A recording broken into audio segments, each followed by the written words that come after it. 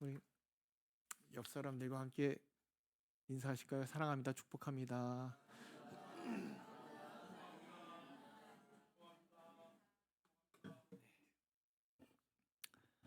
아, 우리 옆 사람들하고 인사하셨지만 뭐 잘 아시죠? 옆에 계신 분들하고 뭐 잘 아시죠? 그럼 옆 사람들 한번 보시면서 이분의 장점은 무엇일까 한번 생각해 보시거나 한번 말로 표현해 보실 수 있으십니까? 옆에 보신 분은 어떤 것이 장점이신지 잘 모르셔요? 네, 뭘 봉사를 잘 하시거나 아니면 뭐 안 되면 잘 생기셨거나 네, 한번 얼굴 한번 쳐다보시면서 한번 장점 한번 얘기해 주시죠. 없으시면 우리 김병훈 장로님하고 네, 많은 장점이 있을 거예요. 그죠? 교회를 잘 섬겨 주시고 교회 일에 앞장서시고 기도로 여러 가지 모양으로 항상 그런 장점을 가지고 나아가십니다.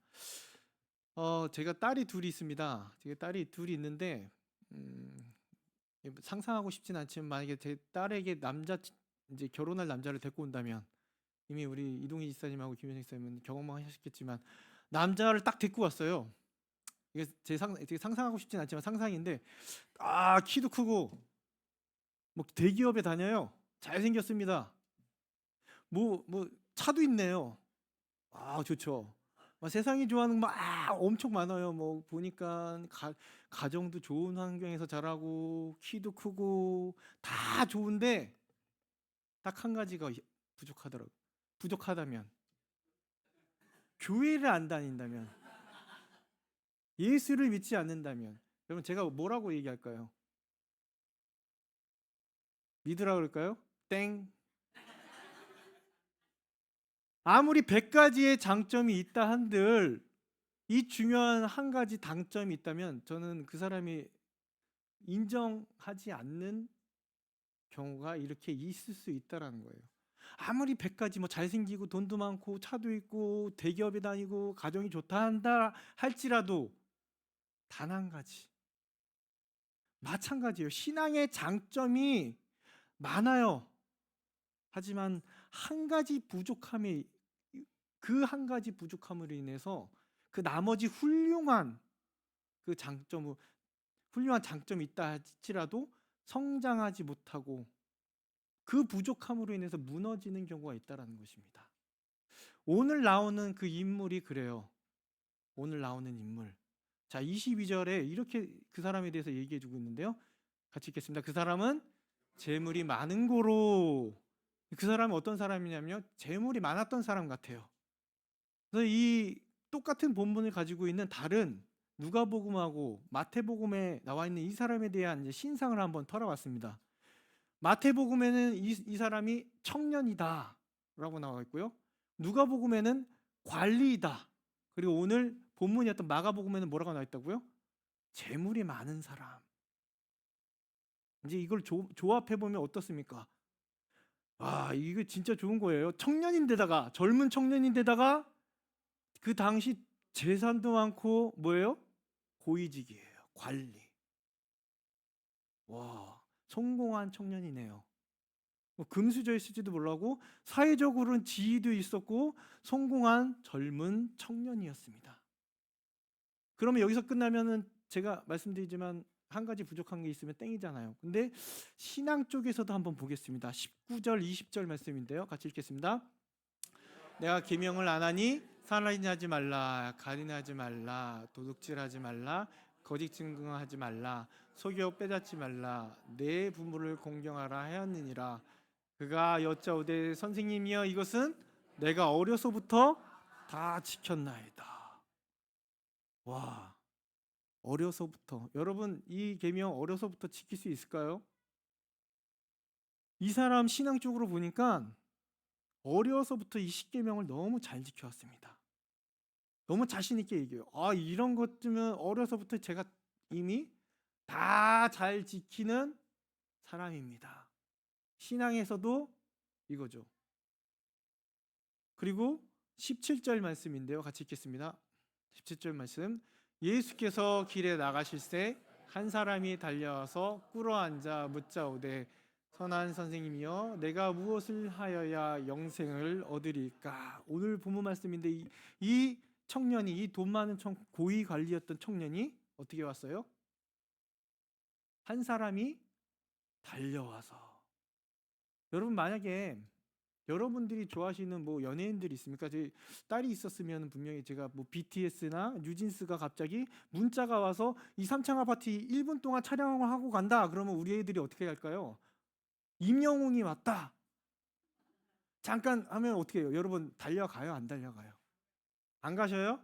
아, 달려가셔야죠. 잠깐 얼굴이 뭐 누구 얘기할까요? 잘생긴 남자. 아무튼 잘생긴 아주 배우가 딱 왔다 그러면 여러분 잠깐 얼굴 보러 가요? 안 가요?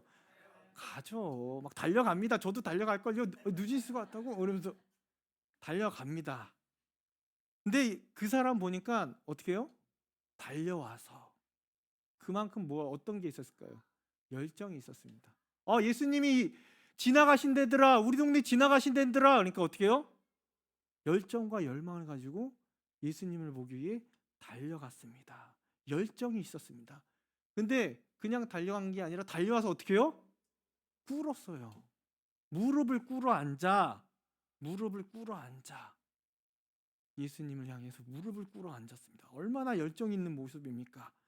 그 당시 우리가 알듯이요, 특히 예수님은 어땠습니까? 그 당시 지도자라는 사람들은 다 예수님을 좋아했던가요? 핍박했죠. 꼴배기 싫어했죠. 바리새인이나 사두개인, 제사장들, 높은 고위직에 있던 사람들은요, 예수님을 눈에 가시라고 생각했습니다. 그런데 이 사람은 고위 관리직이었어요. 바리새인인지 뭔지 모르겠지만 고위 관리직이었어요. 하지만 이 사람은 예수님께 달려와서 어떻게 해요? 꿇어앉아 겸손한 모습으로, 열정적인 모습으로 예수님 앞에 나왔습니다. 그리고 17절 다시 보면 뭐라고요? 내가 무엇을 해야 영생을 얻으리까? 여러분, 세상적으로 볼 때 이 사람은 너무 잘 나가는, 그리고 젊은 사람이에요. 그럼 세상 사람들은 어떻게 생각할까요? 내가 더 돈을 많이 벌고 더 출세기로 나아갈지에 대해서 고민하지 결코 자신이 지금 현실에 대해서 걱정하지 누가 다음 생에 대해서 걱정을 하겠어요? 그 젊은 사람이 내가 어떻게 하면 더 이름을 더 날릴까, 돈을 더 모을까, 이 고위직에서 더 어떻게 관리직으로 더 올라갈까 하는데, 이 젊은 청년이었던, 돈이 많은 고위 관리였던 사람은 영적인 부분에 너무 관심이 많았던 것 같아요. 알고자 하는 것이, 영적인 것을 사모했기 때문에 이와 같이 달려와서 꿇어앉고 예수님께 묻는 것이 무엇을 해야 영생을 얻습니까? 이 생에서 잘 나가는 게 아니라 다음 생을 준비하는 그런 열정과 사모가 있었던 것 같아요. 그리고 마지막으로 무엇을 그 다음으로 보면요, 이 청년이 어떤 것에 대해서 고민했냐면 그 영생을 얻으리까 뿐만 아니라 이 청년이 나왔을 때 어디에서 만났죠? 17절 다시 보면 어디요? 길에 나아가실 때. 근데 우리가 알고 있는 니고데모 아십니까?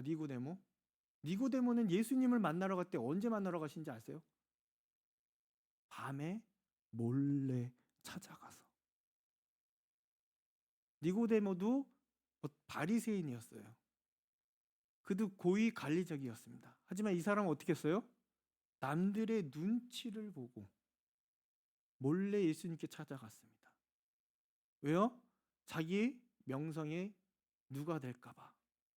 왜요? 낮에 예수님을 만나면 분명히 누군가가 보고 쟤 바리새인, 쟤 누구누군데, 관리인데, 지도자인데 예수님을 만나? 라고 그 명성에 먹칠을 할까 봐, 저 하나님을 모독하는 예수를 만나? 라는 그런 모욕을 당할까 봐 니고데모는 밤에 예수님을 찾아갔습니다. 하지만 오늘 나온 청년은 관리예요. 잘 나가는 부자도. 근데 어떻게 해요? 개의치 않았어요. 길에 나가는 사람이 있든지 없든지 달려나가서 예수님을 만나러 가는 거예요. 여러분 상상이 되십니까? 그리고 무릎을 꿇고 예수님께 묻자오되. 세상에서 우리가 다른 사람들을 만날 때 물론 안 그러신 분도 여기 계시지만 그렇지만 굳이 묻지 않으면 여러분들을 그리스도인이에요 라고 얘기하시는 분 계십니까? 제가 어렸을 때는 도시락을 싸갔어요. 그래서 친구들하고 도시락을 앉아서 먹을 때 항상 우리 뭐 해야 되죠? 기도를 해야 되는데 제가 했을까요? 안 했을까요? 해도 몰래 기도하고 왜요? 그런 약간 부끄러운 마음이 있었기 때문에 제 교회 다니는구나 그런 말을 듣기 좀 싫어했던 것 같아요. 제 사춘기 때. 그래서 앉았어도 왜냐면 5학년 때 선생님이 좀 떠들어서 좀 장난좀 쳤더니 저 목사 될 놈이 저런다고 그래갖고 상처를 받았거든요. 네가 그래서 목사 되겠냐? 그래서 이거 근데 여러분들은 어떻습니까? 부담이 되십니까? 의식이 됩니까? 다른 사람들의 시선에 우리는 눈치를 봅니다. 물론 교회 다니면 이상하게 보는 사람들이 있지만 그렇다고 저희에게 뭐 교회 다닌다고 해서 뭐 해코지 하시는 분은 없잖아요. 야, 너 교회 다녀? 경찰서로 따라와 이러시는 분은 없잖아요.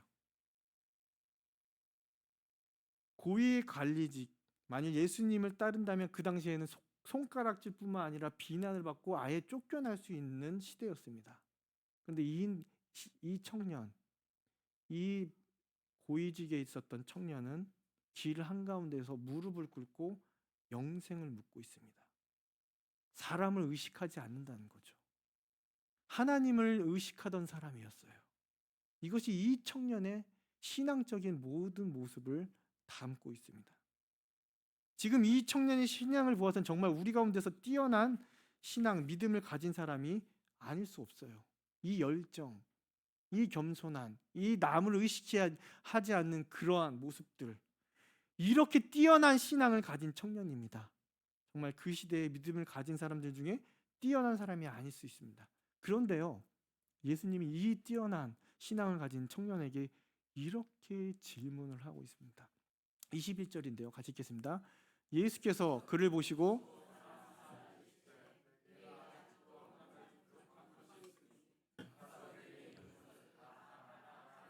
들에게 나를 따르라 하시니, 예수님께서 이 청년에 이러한 질문을 하시죠.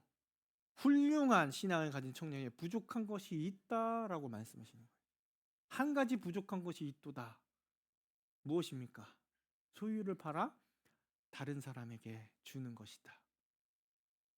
그 결과 22절인데요. 그 청년이 어떤 결과를 우리는 알고 있습니다. 22절, 그 사람은 재물이 많은 고로 이 말씀으로 인하여 슬픈 기색을 띠고 근심하며 가니라. 그는 어떡합니까? 슬픈 기색, 다시 말하면 울상을 짓습니다. 그리고 머리가 아픈지 근심하며 떠나갑니다. 이 청년, 진짜 가난한 사람에게 자신의 재산을 주지 못하고 울상을 짓고 떠나갑니다. 과연 그럼 예수님의 말씀이 이 청년에게 하신 질문은 어떤 의미일까요? 정말 그 청년이 재산을 다 팔아야만, 그래서 가난한 사람들에게 주어야만 천국에 갈 수 있어서 예수님이 그렇게 말씀하신 걸까요? 다 팔아야지만. 그렇다면 이 세상의 모든 부자들은요, 돈이 많은 사람들은요, 가진 것이 많은 상태에서 아무도 천국에 들어갈 수 없게 된다는 것이에요. 소위 말하는 부잣집 사람들. 그래서 그들이 가진 것이 많아서도 안 되면 그들의 가진 것들을 다 팔아서 천국의 영생을 얻어야만 될 것이에요. 그래서 예수님이 그렇게 하라고 지금 그 청년에게 말씀하시는 것일까요, 여러분? 반대로 그렇다면 가난한 사람만 천국에 들어가는 것이 되게 되는 거죠. 그러면 저와 여러분들은 어떻습니까? 지금 이렇게 살면 천국에 다 들어가는 거예요. 저와 여러분들이 이미 천국 예약되어 있는 사람들입니다. 하지만 아니라는 것을 알고 있어요. 예수님의 말씀은 이런 의미가 아닙니다. 예수님이 이 청년을 보았을 때 신앙의 훌륭한 점이 보였습니다. 그래서 사랑하는 자야. 얼마나 아끼셨길래 사랑하는 자. 하지만 영적으로 볼 땐 부족한 것이 있었던 것이에요. 그 청년은 그는 많은 신앙의 장점이 있었지만 하나님보다 자신이 가진 재물을 더 사랑했던 것입니다. 하나님보다 재물을 더 신뢰하고 있었습니다. 하나님보다 재물을 더 의지하고 있었던 것입니다. 그의 신앙을, 그런 신앙을 예수님께서 보신 것이에요. 그러한 것을 알고 계셨던 예수님, 그 청년의 내가 영생을 얻고 싶다면 이와 같이 말씀하신 거예요. 하나님보다 더 사랑하는 재물을, 내가 하나님보다 더 신뢰한 물질을, 내가 하나님보다 더 사랑하는 대상을 하나님으로 바꾸라는 거예요. 다른 게 아니에요. 재산을 진짜 다 팔란 것이 아닙니다. 진짜 재산을 다 팔아서 가난한 자들에게 주라는 것이 아니에요. 내 마음의 주인을 물질에서 하나님으로 바꾸라는 거예요. 이 청년의 마음에는 하나님이 계셨고 또 물질도 있었던 것입니다. 그런 가운데 예수님 그에게 야, 두 주인을 섬길 수 없다라고 그에게 말씀하시죠. 그러므로 지금 예수님은요, 그에게 두 주인을 섬길 수 없다고 말씀하시는 것은 결국 영생과도 관련되어 있다는 것을 말씀해 주시는 겁니다. 결국 두 주인을 섬기면 영생을 얻을 수 있다 없다? 없다는 것입니다. 그래서 영생을 얻고자 하는 그에게 하나님만을 섬기라고, 하나님만을 의지하라고, 하나님만을 신뢰하고 사랑하라고 말씀해 주는 것입니다. 그에게 다른 신앙적 장점들이 너무나 많았습니다.